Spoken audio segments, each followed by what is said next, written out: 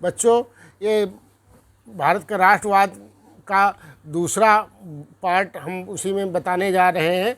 ये जो उसे महात्मा गांधी द्वारा चलाए गए विभिन्न आंदोलन थे जो भारत को आज़ाद कराने में अपना योगदान दिया था, तो उसका एक आंदोलन महात्मा गांधी का खिलाफत आंदोलन, मतलब खिलाफत आंदोलन 1922 तक चला था। तो प्रथम विश्व युद्ध के भारतीय मुसलमानों ने ब्रिटिश सरकार के विरोध में और विश्व भर में के मुसलमानों ने खलीफा तुर्की सुल्तान के समर्थन में जो आंदोलन चलाया उसे खिलाफत आंदोलन के नाम से जाना जाता है बच्चों।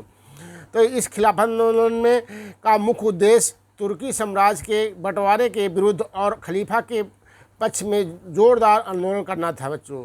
तो रॉलेट एक्ट के दौरान महात्मा गांधी का विचार था कि हिंदुओं और मुसलमानों को एक साथ मिलाएं, इसके बिना कोई भी आंदोलन का आयोजन नहीं किया कर सकते हैं। तो आंदोलन का आयोजन नहीं किया जा सकता है। आध्यात्मिक नेता जो गुरु थे उनको खलीफा ऑटोमन सम्राट पर एक कठोर शांति संधि लगाई गई। भारत के मुसलमानों ने ब्रिटेन को अपनी तुर्की नीति को बदलने के लिए मजबूर करने का फैसला किया। मुस्लिम नेता मोहम्मद अली जिन्ना और शौकत अली ने इस मुद्दे पर एकजुट होकर सामूहिक कार्रवाई की संभावना के बारे में महात्मा गांधी के साथ चर्चा हुई और की थी। यह आंदोलन शहर में विभिन्न वर्गों के द्वारा मध्यम वर्गों की भागीदारी के साथ शुरू हुआ था। छात्रों के द्वारा शिक्षकों ने सरकारी नियंत्रित स्कूल छोड़ दिए और वकीलों जो थे मुकदमे लड़ने बंद कर दिया।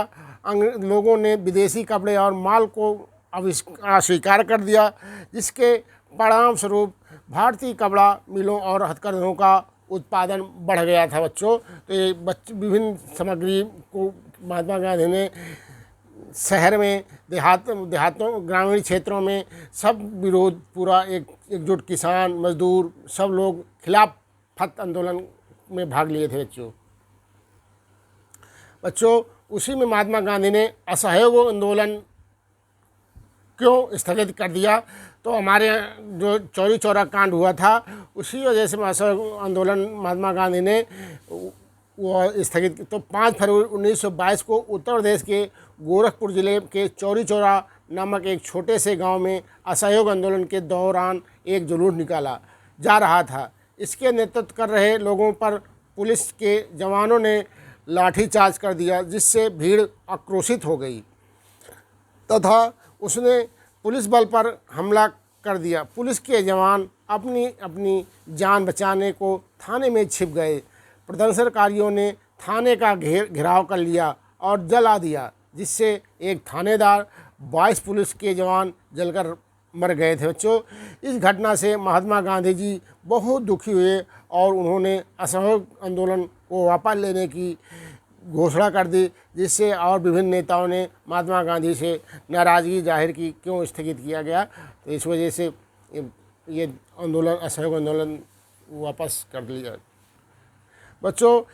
उसी समय हमारे भारत देश में एक साइमन कमीशन आया था, अंग्रेज के द्वारा एक ये आयोग का गठन किया गया था, जिसमें सभी लोग अंग्रेज ही थे। इसलिए ये साइमन कमीशन का विरोध हमारे भारत देश के नेताओं ने इसका विरोध किया था। तो Simon commission 1828 Simon commission John Simon के नेतृत्व में आयोग का गठन किया गया था। साइमन कमीशन का मुख्य उद्देश्य भारत में संवैधानिक व्यवस्था के कार्यों की समीक्षा करना और उसके सुझाव देना था।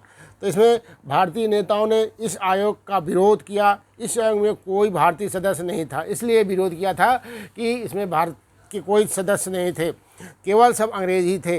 तो कमीशन का लाहौर में पहुंचने पर 30 अक्टूबर 1928 ईस्वी को वहाँ लाला लजपत राय विरोध कर रहे थे। तो लाला लजपत राय पर पुलिस वालों ने लाठी चलाई, जिससे चोटें आईं और चोटों के आने के बाद घायल हो गए थे। तो कुछ दिन के बाद उनकी मृत्यु हो गई थी बच्चों।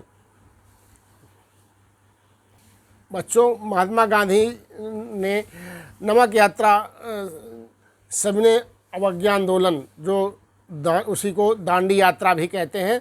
तो गांधी जी ने विचार किया कि नमक एक शक्तिशाली प्रतीक था जो राष्ट्र को एकजुट कर सकता है। तो गांधी जी ने 11 मांगों का आग्रह किया गया था। इन मांगों में नमक कर को खत्म करने की मांग भी शामिल थी बच्चों। तो बच्चों उस समय नमक विभिन्न प्रकार के टैक्स लगाए थे, जिसमें नमक पर भी अंग्रेजों ने टैक्स लगाए थे। इस वजह से का विरोध किया गया। गांधी जी ने 12 मार्च 1930 को 78 अनुयायियों के साथ गुजरात के तटीय शहर दांडी के लिए साबरमती आश्रम से अपनी यात्रा शुरू की। 6 अप्रैल को वह दांडी पहुँचे और उन्होंने नमक कानून का औपचारिक रूप से उल्लंघन किया। उन्होंने समुद्री पानी को उबालकर नमक बनाना शुरू किया। इस प्रकार सविनय अवज्ञा आंदोलन की शुरुआत की गई बच्चों। विदेशी कपड़े का और शराब की दुकानों का विरोध किया गया था। किसानों ने राजस्व तथा कर देने से इनकार किया गया था बच्चों महात्मा गांधी पूर्ण स्वराज की मांग की थी। मतलब हमारा भारत पूरे स्वराज में एक तो 18 अक्टूबर 1929 में वायसराय लॉर्ड इरविन ने भारत के लिए एक आधिकारिक स्थिति का अनिश्चित प्रस्ताव और विषय के संविधान पर चर्चा करने के लिए गोलमेज की घोषणा की गई। तो दिसंबर 1929 में पंडित जवाहरलाल नेहरू की अध्यक्षता में कांग्रेस के लाहौर अधिवेशन में पूर्ण स्वराज की मांग, भारत को पूर्ण स्वतंत्रता की मांग औपचारिक रूप से स्वीकार कर लिया गया और यह घोषित किया गया कि 26 जनवरी 1930 को स्वतंत्रता दिवस के रूप में मनाया जाएगा बच्चों। तो स्वतंत्रता दिवस इसीलिए 26 जनवरी को ही मनाया जाता है बच्चों। हमारा भारत देश जब आज़ाद हुआ तो उसमें जो भारत का संविधान लागू हुआ तो 26 जनवरी 1950 को लागू हुआ, इसीलिए 26 जनवरी को स्वतंत्रता दिवस के रूप में मनाया जाता है बच्चों। महात्मा गांधी ने भारत छोड़ो आंदोलन शुरुआत की। वो 8 अगस्त 1942 को कांग्रेस पार्टी के अधिवेशन में भारत छोड़ो प्रस्ताव पास किया गया। गांधी जी ने देशवासियों को कहा था करो या मरो का नारा दिया तथा ब्रिटिश सरकार को उखाड़ फेंकने के लिए तत्काल भारत छोड़कर चले जाने की चेतावनी दी। 8 अगस्त को रात में भारत छोड़ो प्रस्ताव पास होते ही आंदोलन की शुरुआत हो गई। ब्रिटिश सरकार ने भी तत्काल प्रतिक्रिया करते हुए गांधी जी समेत कांग्रेस के लगभग सभी शीर्ष नेताओं को गिरफ्तार कर जेल में डाल दिया। अतः यह आंदोलन एक प्रकार से नेतृत्वहीन, अराजक एवं हिंसक हो गया।